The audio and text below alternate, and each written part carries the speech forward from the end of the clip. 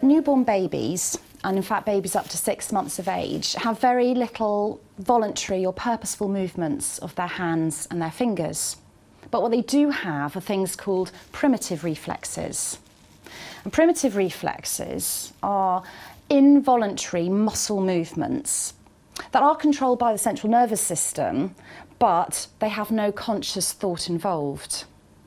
Now, an example of this would be the palmar grasp reflex, whereby if you put your finger into the palm of an infant's hand, they will automatically grip it.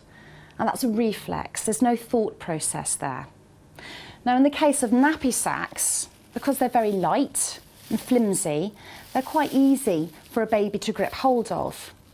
And the way that would happen would be if the nappy sack comes into contact with their palm, they grip it. Now, babies also have very little ability to use their hands to explore objects. But what they can do when they get older is use their mouths and their tongues, and they often bring objects as they get older to their mouths, which is called mouthing.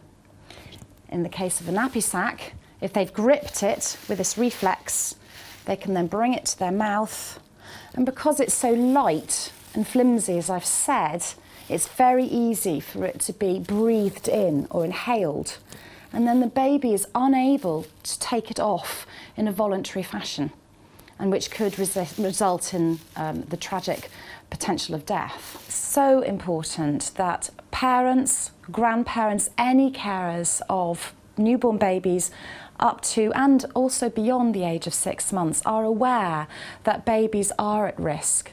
And they're aware that nappy sacks really do pose that risk of suffocation. We've also highlighted the risk of blind cords, and I think it's important that here I am standing next to this cot, and we have an example of a blind cord here that is clearly too long. The risk of a cot being placed next to a blind cord is that a baby or a toddler can get caught up in this cord and could strangle themselves.